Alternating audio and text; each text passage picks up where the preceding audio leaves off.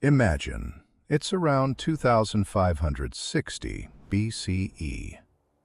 On the final night of the Great Pyramid's construction, as Egypt prepares to celebrate a monument for eternity, one man knows a secret that could unravel it all.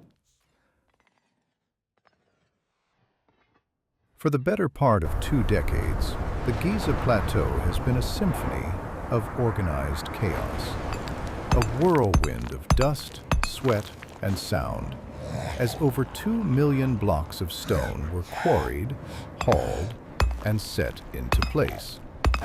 Now, an unfamiliar silence is beginning to fall.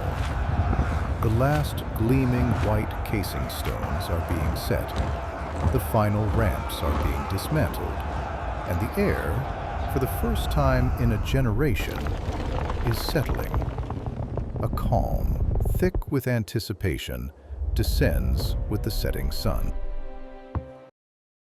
In the flickering light of a tallow lamp, in a small mud brick house in the workers' village, a boy named Amun watches his father, Kenti, prepare to leave. He isn't dressed for celebration. His face, usually open and kind, is a mask of grim determination. He leans close to Amun, his voice a low, urgent whisper that seems to be swallowed by the shadows. "They are erasing it," Kenti breathes, his eyes darting toward the colossal shadow looming over their village. A message not meant for the Pharaoh's eyes. "You must not follow me. Promise me, Amun, stay here." Amun can only nod, his heart hammering against his ribs. He watches his father's broad shoulders disappear into the twilight, joining a small group of men moving not toward the jubilant crowds, but back toward the dark, silent mountain of stone. His father's words echo in his mind, not as a warning, but as a challenge. A message, erased. What could be so dangerous that it had to be scraped from the very bones of the pyramid on the eve of its completion? For the pyramid builder's son, a forbidden whisper was an invitation he just couldn't refuse. Chapter 1. A World of Giants.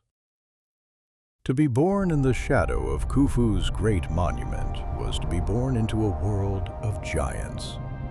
For Amun, the pyramid wasn't a wonder of the world, it was the horizon. It was the first thing he saw when he woke up, and the last thing he saw before he slept.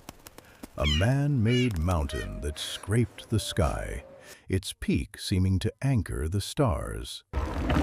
He was 10 years old, and for every one of those years, the period had been growing, a constant consuming presence.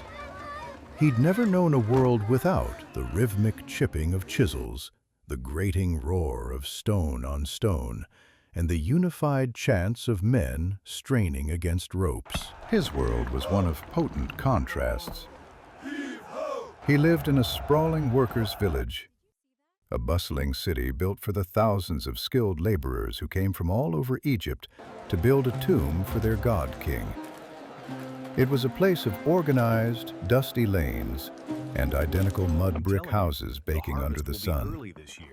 The air was thick with the scent of baking bread and fermenting beer, the daily rations fueling the immense project, and filled with the sounds of life, children laughing, neighbors arguing, the murmur of 100 different dialects. Here, life was lived at a human scale. But just beyond the village walls, everything was immense. The pyramid was a declaration of eternity, a structure of more than 2 million stone blocks, some weighing more than a herd of cattle, all shaped and placed with a precision that still defies belief. It was all for their living god, Pharaoh Khufu, a machine designed to ensure his spirit, his Ka, would ascend to the heavens and travel with the sun god Ra for eternity. Amun's father, Kenti, was a small part of this grand equation. He wasn't a scribe or an architect. He was a stone hauler, a man of muscle and sinew, his skin baked the color of the desert, his hands calloused from years of gripping thick ropes. Amun had often watched him as part of a team, hauling a single massive limestone block, weighing an average of 2.5 tons, on a wooden sledge. He'd see them dig their heels into the earth, their bodies straining in unison, chanting to keep rhythm as an overseer poured water onto the sand in front of them, a clever trick to reduce the crushing friction. It was grueling, back-breaking work. Their skeletons would later tell the story, marked by arthritis and strained vertebrae. And here's something that might surprise you. These workers weren't slaves, despite the myths we've all heard. Evidence suggests they were a respected, paid labor force, perhaps farmers working during the Nile's annual flood. Those who died during the great work were given the honor of being buried in tombs near the pyramid itself, a privilege rarely, if ever, granted to the enslaved. They were builders, not chattel, and they took a fierce pride in their work. Amun had heard it in his father's voice when he spoke of a perfectly set stone, or in the cheers that erupted when a massive granite beam was successfully levered into place. This final day, though, had a different energy. The project, which had spanned nearly 2 decades, was concluding. The last block, the pyramidion, a capstone that was possibly sheathed in gleaming electrum or gold, was ready to be hoisted to the apex, nearly 481 feet, or about 147 meters, above the plateau. A wave of relief and triumph was washing over the thousands of workers. They had built a stairway to the stars. But Kenti's whispered words shattered that peace. They are erasing it. The words implied a flaw. Not a flaw in engineering, but in ideology. Something had been written that defied the pyramid's sole purpose, the glorification of the pharaoh. What could it be? The builders often left quarry marks on the blocks, graffiti naming their gangs, like the Friends of Khufu gang, daubed in red ochre to track work crews, usually hidden from view inside the walls. Was this something more? A prayer? A protest? A story etched into the stone meant for the gods, but not for the king? The sun had now completely vanished. The stars blazed with a brilliance that felt both ancient and immediate. Amun looked from his village to the impenetrable black mass of the pyramid. His father had forbidden him to follow. It was a command born of fear, meant to protect him. But for a boy whose world was defined by this monument, the thought of a hidden story buried in its stone heart was a pull he couldn't resist. His promise was a feather against the weight of his curiosity. He would go. He would see what needed to be silenced. Chapter 2. The Echoes of a Whisper. Amun slipped out of the small house, a shadow detaching from other shadows. The cool night air was a relief after the day's heat, and it carried the sounds of celebration, music, clapping, and the joyful shouts of men finally released from relentless labor. He pulled his simple linen kilt tight and kept to the edges of the lantern-lit paths where the darkness was deepest. His bare feet made no sound on the packed earth. He navigated the familiar maze of the village, passing the communal bakeries, their ovens now cold but still radiating a faint warmth where thousands of loaves were baked daily. He skirted the barracks that housed the seasonal laborers, farmers who came to work on the pharaoh's project when the Nile flooded their fields. These men were now singing the loudest, eager to return home. But Amun was heading in the opposite direction, toward the plateau itself, a place usually forbidden to him. As he climbed the slope, the sounds of revelry faded, replaced by the soft sigh of the wind. Before him, the Great Pyramid wasn't just a shape against the sky. It was a presence. It seemed to absorb the starlight, its sheer mass creating a void in the cosmos. Its sides, once a chaotic patchwork of ramps, were now flawlessly smooth, covered in pristine white Tura limestone that would have gleamed in the sun. The architects had aligned it with remarkable precision to the 4 cardinal points, a stone compass for the king's soul. Amun felt a tremor of awe, quickly chased away by the prickle of fear. His father was in there, erasing a secret. He circled the northern face where the formal entrance was, a forbidding doorway high on the structure. But he knew the workers wouldn't use that. He scanned the base, and there it was. A small, inconspicuous opening, barely tall enough to crouch through. A temporary service entrance, soon to be sealed forever. A single torch sputtered just inside, casting long, dancing shadows. This was the way in. Taking a deep breath, Amun slipped through. The change was absolute. The open desert was gone, replaced by a profound, claustrophobic darkness. The air grew still and cool, heavy with the ancient scent of limestone dust. The wind vanished, replaced by a silence so complete he could hear the blood pounding in his ears. This wasn't a building, it was a tomb. A sacred vessel built to launch a pharaoh into the afterlife. To be here, uninvited, felt like a profound violation.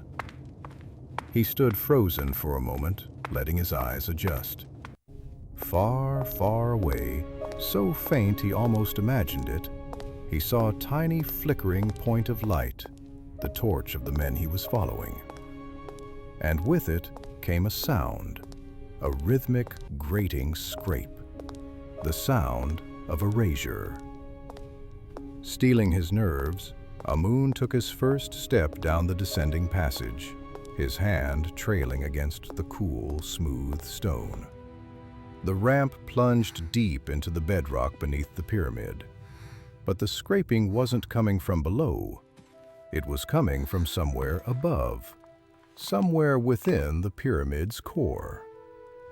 He was alone now, a child in the belly of a stone giant, following the ghost of a whisper.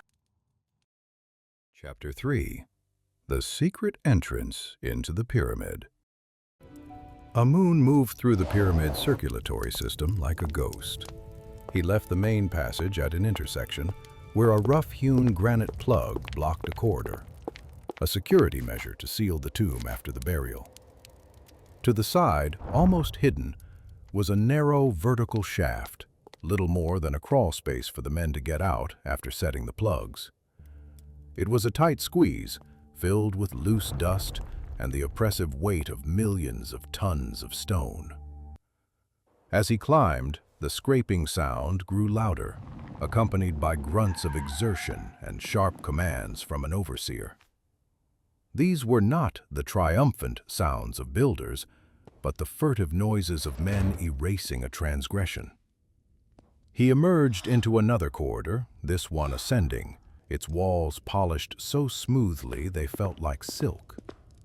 This was the Grand Gallery, a breathtaking corbelled hallway soaring into the darkness, an architectural feat designed to funnel the king's soul to the sky. But the men weren't there. The sound came from a side passage, a small doorway he'd never heard mentioned. It was a place meant to be forgotten.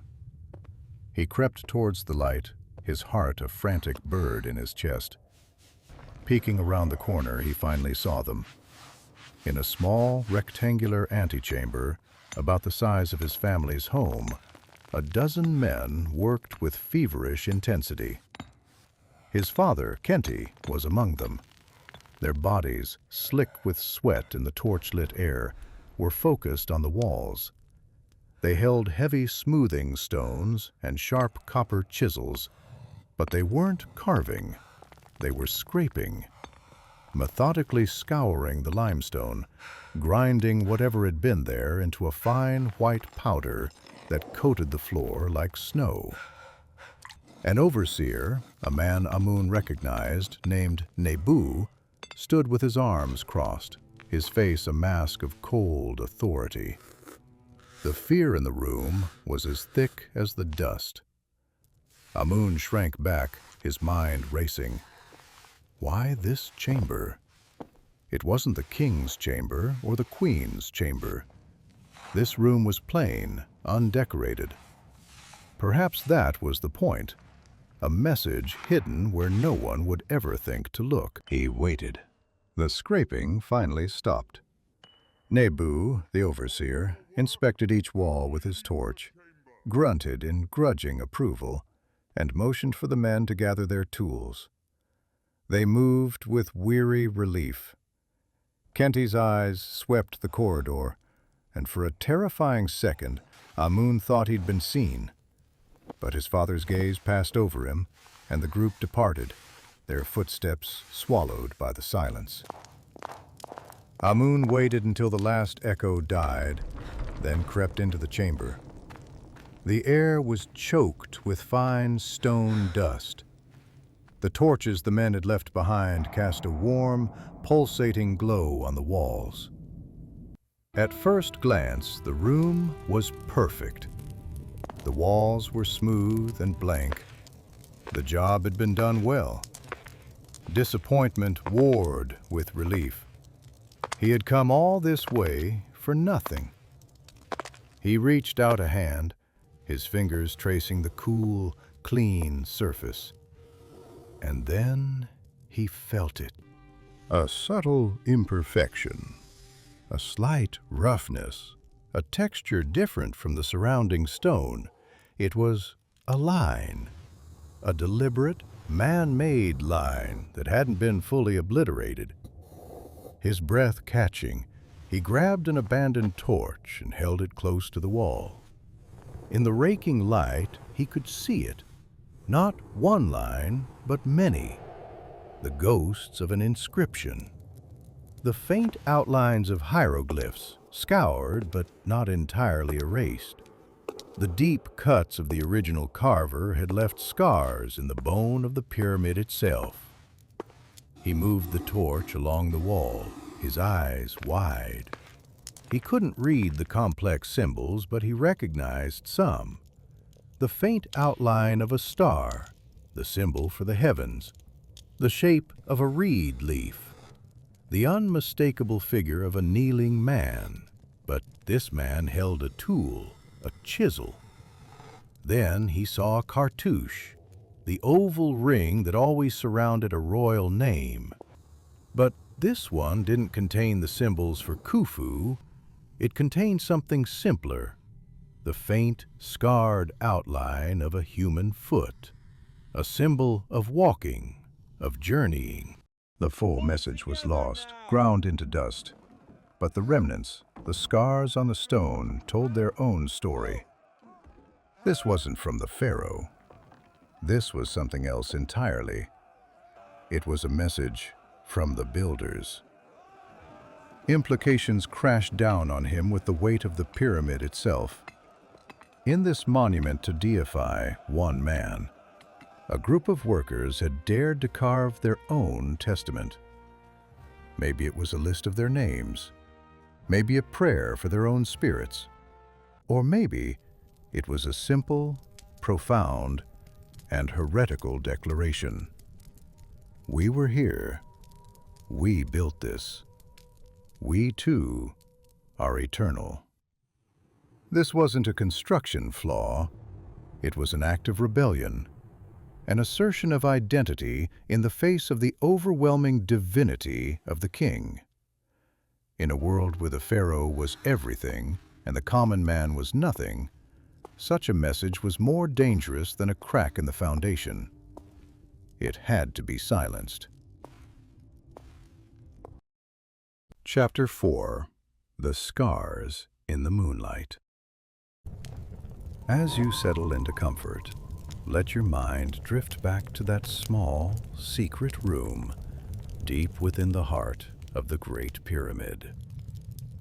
Let us return to the boy Amun, standing alone in the flickering torchlight. Part 1 of our story left him here, his small hand resting on a wall that had been scraped clean, his heart pounding with the weight of a secret he could feel, but not yet fully see. He had followed his father Kenti into the pyramid on the last night of its construction. He watched as his father and other men were forced to erase a message from the stone, a message so dangerous it had to be destroyed. Now they are gone, and Amun is alone in the heavy, ancient silence.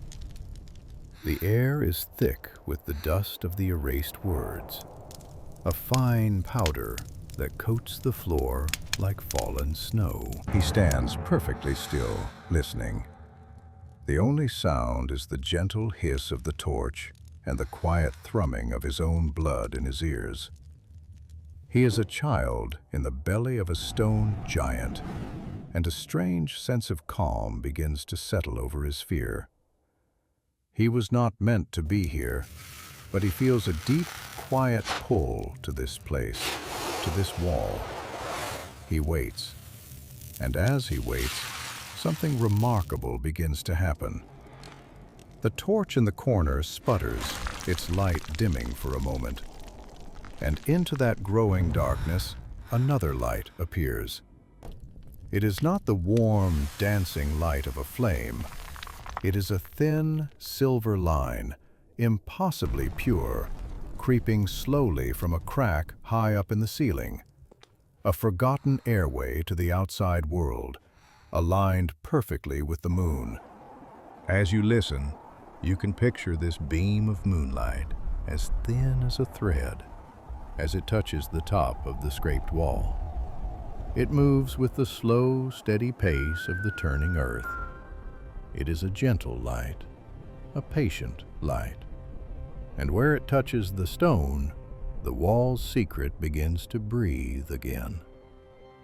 The moonlight glides over the surface at a shallow angle, catching in the faint, microscopic scratches left behind by the original carver's chisel. The message that was scraped away now reappears, not as a clear inscription, but as a ghost of itself, a whisper written in shadow and silver.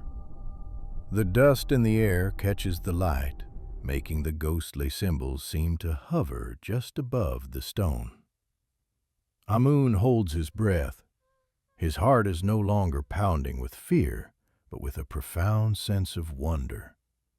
He sees the faint outline of symbols, a line of stars, not for the heavens, but for the countless souls of men. He sees the shape of a hand, then another, and another, until the wall seems covered in the faint imprints of 1,000 hands.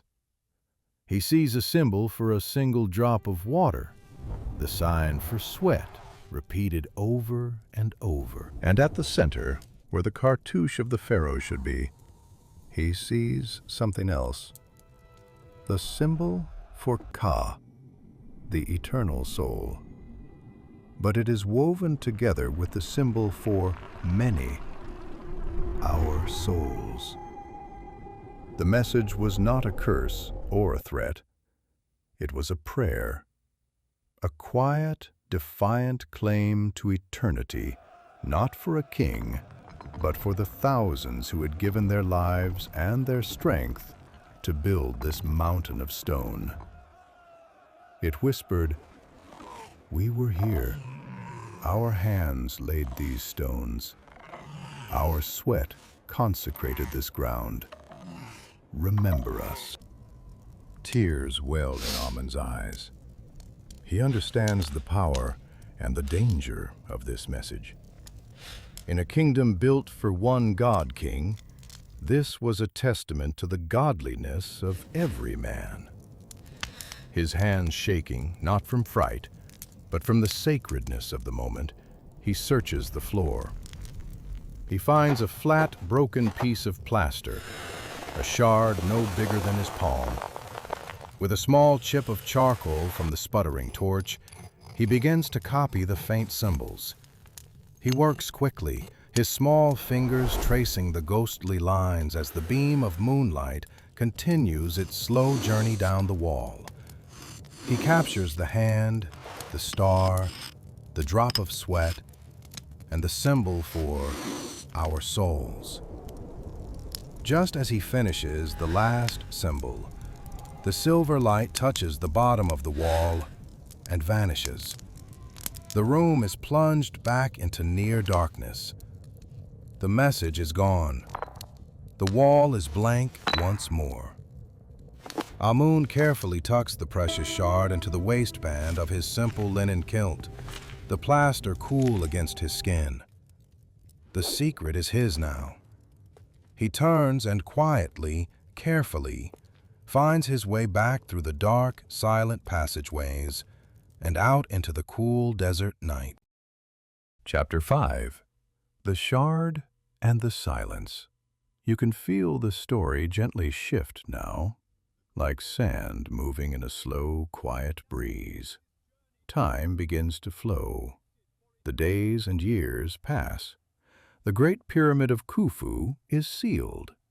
The final ceremonies are performed, echoing across the Giza Plateau before fading into memory.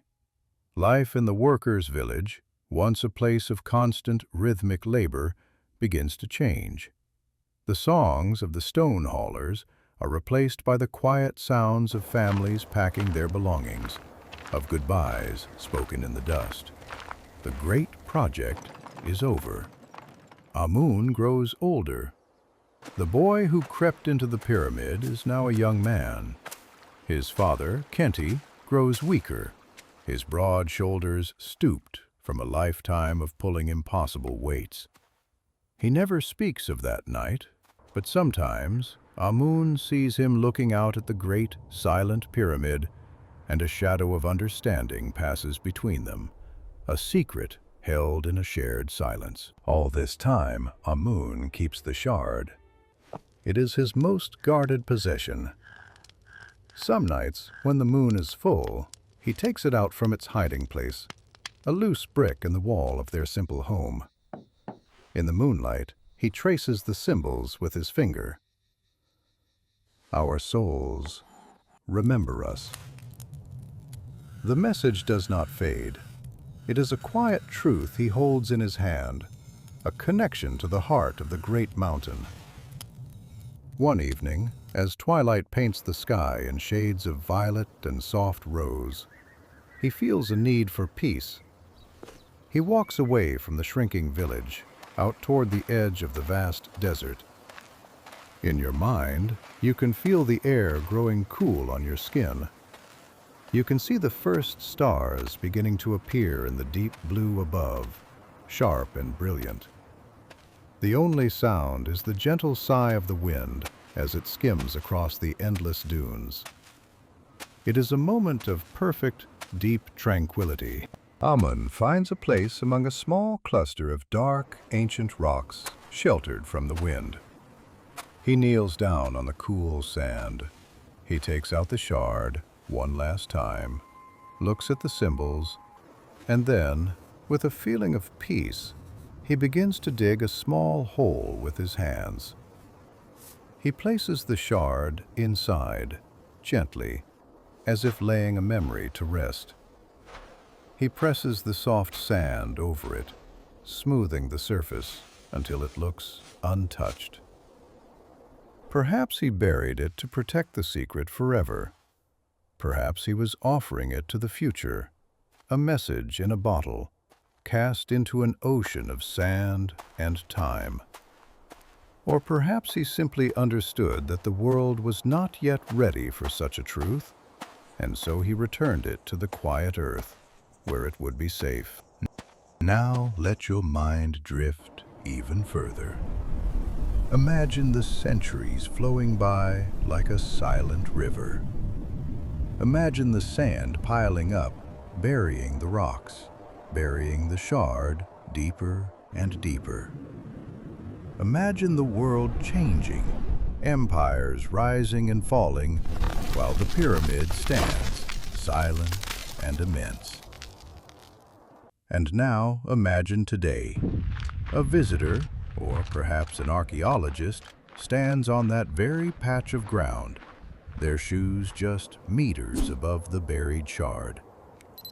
They look up in awe at the Great Pyramid, marveling at the power of the pharaoh who commanded its creation. They are completely unaware that just beneath their feet, a small piece of plaster holds a secret message from a forgotten boy, a whisper of the thousands of souls who truly built this wonder. The great monuments of history are filled with these quiet truths, these small hidden acts of courage. And as you drift deeper into rest, you can feel the peace of that knowledge. In the vast, silent heart of history, every small life leaves a trace. Every quiet whisper is eventually heard, and every small moment, like a single grain of sand, becomes part of something timeless and vast, resting now in the long, peaceful night. For 4.5 millennia, the Great Pyramid of Giza has guarded its secrets. We've searched for them with ground-penetrating radar and cosmic ray muons, discovering hidden corridors and mysterious voids that hint at the complexities of its construction. But perhaps the most profound secrets aren't in undiscovered chambers, but in the human stories that were intentionally left out. The story of Amun is fiction, a narrative woven from the known facts of history. There is no definitive proof of a great erased message inside Khufu's pyramid. But the workers' graffiti that does exist, the names of their gangs daubed in red paint on blocks hidden deep inside, tells us that these people had a voice. They weren't an undifferentiated mass of labor. They were individuals with pride, camaraderie, and a desire to leave their mark. The story of Amun just asks a question.